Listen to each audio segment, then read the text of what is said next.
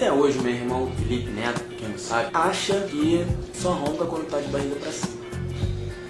Agora, como eu disse que se ele roncasse eu ia gravar e ia mostrar pra vocês, vou provar isso ali.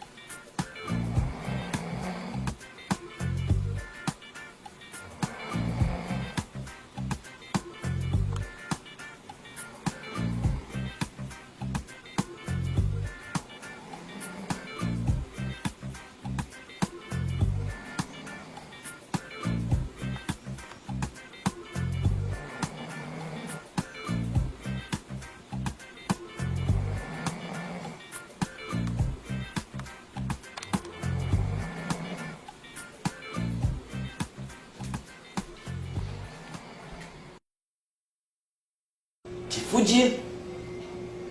Te fudi. Não é só quando você tá com a barriga pra cima, não é. Vocês viram? É um barulho avassalador que me faz ir dormir sempre ou no banheiro ou no chão da sala, porque o sofá é muito caro, minha mãe não deixa eu dormir no sofá. Só um aviso, isso aqui é porque eu tenho prova daqui a meia hora. É isso. Então é isso, galera. Se você gostou do vídeo, clique em Tô zoando se tu gostou, caralho.